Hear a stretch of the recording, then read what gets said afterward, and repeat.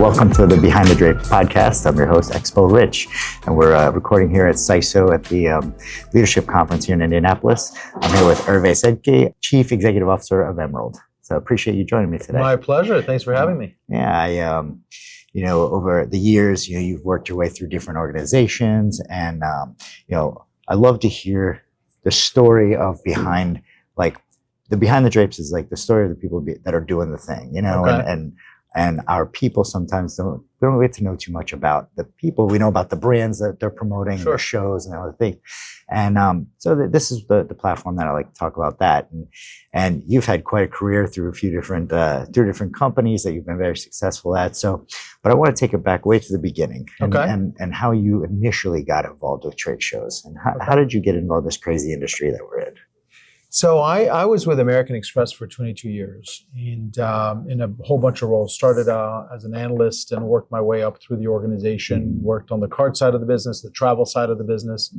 And we eventually sold the global business travel unit of American Express. And at that point, after the sale, it was a good opportunity for me to just go explore other things. I explored a very short stint in private equity and investments, which really wasn't what I was cut out to do. Yeah. I was told by one of the partners I worked with that I'm more of an operator than an investor. Yeah. And so I wanted to go back in to run a business. Be involved with it. Get your hands dirty. Right? Exactly. And I was contacted by Reed Exhibitions at the time that had an opportunity to lead the Americas business unit for them in exhibitions. I remember one of my first interview questions from the chairman was, what do you know about exhibitions? I said, well, I've attended at least one a year for many years. And he said, well, you meet minimum qualifications for the role then. But that's how I got started. I got started because I got recruited to join Reed Exhibitions. Yeah. And it was a great experience I had there as well. Definitely. And it's great because we not only did I have the opportunity to us as a GSC work with you while you were at Reed, but now as Emerald, we also work together in Miami projects and things. So, so then, from there you go through and then you get the opportunity to join Emerald. And so I know that, you spent a long time in leadership at American Express, immediately into leadership in the trade show industry, and now, another position here.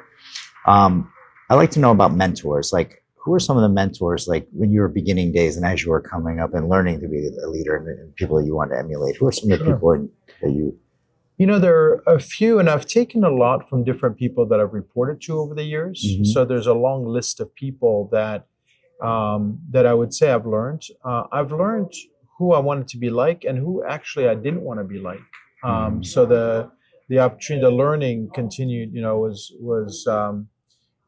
was a big part of really molding my own leadership style over the years. But if I had to pinpoint a couple people, they would be two bosses that I had at American Express that were really influential in terms of leadership, in terms of the types of leaders that I wanted to be like. Yeah. And that really has helped me quite a bit. Yeah. And, it's like different products, it can be any type of product, any type of industry, but like being a good leader, is something you can take from place to place. That's exactly right. Yeah. There's some things in leadership, and American Express was really a very good training ground in terms of, an extraordinarily successful company that is successful because it's constantly reimagining itself, reinventing itself. It was a package delivery company to start, and then became a traveler's check company, and then a card company with travel services. But it's that constant reinvention that has made American Express very successful and continues to make Amex successful. And when you think about what I learned there was that if you focus on your people, hire the best, give them the tools to succeed, make them incredibly successful every day. And you focus on your customer, making sure that you listen to customers, deliver on their needs, the shareholders will get rewarded. And that's a very big American Express learning. It's less about focusing too much on the financials and the shareholder. It's focusing on the people, focusing on the customer, and the shareholders get rewarded. And so you do that at the same time that you're constantly having to reimagine and reinvent your business. We were under quite a bit of pressure to always know what startups are doing, what everyone else is doing in our ecosystem, to make sure that we're always ahead of the curve. And that's a learning that I took, throughout my experience at American Express, but then later on to Reed, and now at Emerald. Yeah, and talk about reimagining. The timing on which you took the seat at Emerald was we couldn't have been more reimagining than there. During the dark times, as we call it, right? Yeah, certainly difficult times, right? During COVID, to be in the live events business in the middle of COVID is not the best business to be in.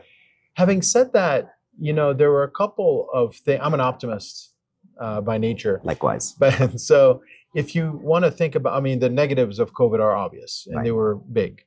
There are some positives. Yeah. And the positive for me is that the bounce back of live events was enormous. Yes. Because if in the middle of COVID, if you remember, there was a lot of talk about displacing face-to-face with digital. There were a lot of companies that are starting in the digital space getting crazy valuations. Yeah. And there's fear about what was going to happen to our industry. What actually happened is an extremely quick return, immense bounce back, and our business has continued to grow since then. So what that tells me is that what we do is really, really important. Absolutely. And it's particularly important to small businesses who we serve. Like 80+% of our customers are small businesses. And they really need us to survive, to market, to sell, to introduce new products, to enter new markets, et cetera. Yeah. And so I think COVID really taught us that what we do is critical. Yeah. And I take that away. It also allowed us some time to,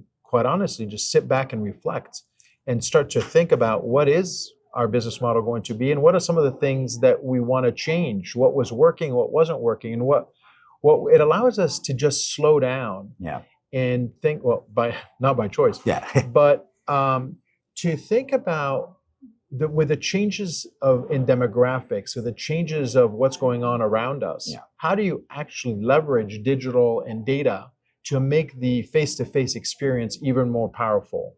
And that's something that we certainly did, and a lot of other companies around us did as well. Yeah, to touch on what you were talking about, what we do matters, and I actually had a conversation with my whole company about letting them understand like their impact on the world. And I don't want them, as a general service contractor, we don't want to just say we're delivering the stuff and setting up the stuff. I want my designers and I want my freight workers and I want them to understand that you guys are assisting this small company to get a product to the world in which then they get the chance to grow. So we are impacting like beyond your understanding of our reach and how we make their experience at the event, is how successful they are. That's right. So that is something that I always like to remind people as well. There's no question. And I do a bit of lobbying work with the ECA and with Tommy Goodwin and a number of my peers. And what we realized early on is that legislators knew about, some legislators, not all, knew about the impact of our industry in terms of, yes, we hire union workers, yes, we put heads in beds, we help the local economies with restaurants and all that stuff. They got that part. Right. What they didn't understand, and what most of them said to us very directly, is that they did not appreciate the multiplier effect of our industry, the fact that we are able to get these small companies to really reopen for business after COVID, to really market and sell and grow, and that nearly half of small companies in America exhibit at least one trade show per year. That's enormous. That is what they do to sell. If you watch Shark Tank, I'm amazed at the number of people when they're asked, one of the sharks asks them, what are you going to do with that money? They say, oh, I need it to exhibit at this show or at that show. Right. It's really amazing. That is what they spend the money on. They talk about their experience and their proof of concept because they go to trade shows and they show them and people want their products. So, that's right. And again, what we do is very important. And now as we round out 2025 and we're looking at 26, what's something that has you excited about next year? A lot of things that are exciting about next year. I think that as it relates to Emeralds, Emerald in particular, yeah. We have gone through a major transformation of our portfolio over the course of the last few years. And this major transformation of the portfolio allowed us to enter new sectors that are fast-growing sectors. Yeah. And that has changed the composition of the business. Now, we've also shut down some events and gone out of businesses that aren't performing as well. Right. So the portfolio itself is very strong and growing, and so that to me is really exciting about 2026. And we're not done yet. We've got a lot of things that we're excited to do. We introduced today, I think you saw the presentation this morning, around some cross-selling initiatives and non-endemic partnerships that we're signing that are starting to gain some traction in the market. So we've done a lot around international sales, which we didn't really have at Emerald a few years ago. We now have an international sales group where we're opening new markets around the world, and that we find really interesting in terms of importing business into the U.S. Yeah. So a lot of growth initiatives that we've put in place over the course of the last few years that are starting picking to up the really, steam now. That's right. They're really starting because the first few years you're investing, right? Absolutely. And you've got to invest. You've got to put the people in place, the processes in place, et cetera. And now we're starting to see the fruit of that investment, and it's a good position to be in to really start to see the value of the things that we've done over the last few years. Fruits of your labor, right? That's right. It's paying off, and it's nice to watch. Yeah, but we're not done. We still have a lot of things to do. Well, good. I also like to know, you've been coming to SISO for some years now, been involved with it as I have, and I want to know, what are some of the pieces, like the value adds that you see personally about coming and attending SISO? I think there are a couple. Clearly networking is important in terms of getting together with peers and colleagues and getting best practices. I think for me, that's critical. One very simple thing is at the last event, I learned about a couple of our competitors that had implemented some really intelligent AI tool in sales enablement that we are now implementing at Emerald. So a direct correlation of something that I've learned at one of these events and that we're now rolling out in our own company.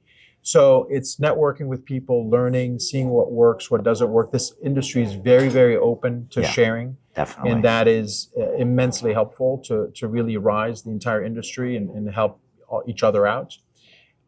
Is one of the critical pieces. The second is back to the lobbying efforts. Our industry is not very well known, right? And I use the opportunity, because I chair the ECA here at these events, to really ensure that we get as many people in the industry as possible to talk about the industry, and that we can, because we need to speak more at the local level, at the state level, and at the federal level, in order to make sure that we continue to push and advocate for the things that are really important for our industry. So those are a couple of talk to your representatives. Talk to your representatives, absolutely. Yeah, I was talking to Tommy earlier today, and we're going to help try to get that word out as well, how people can get involved with ECA and what they can do. So. That's great. He's done a great job, Tommy, and we're very, very pleased with the efforts. Yeah.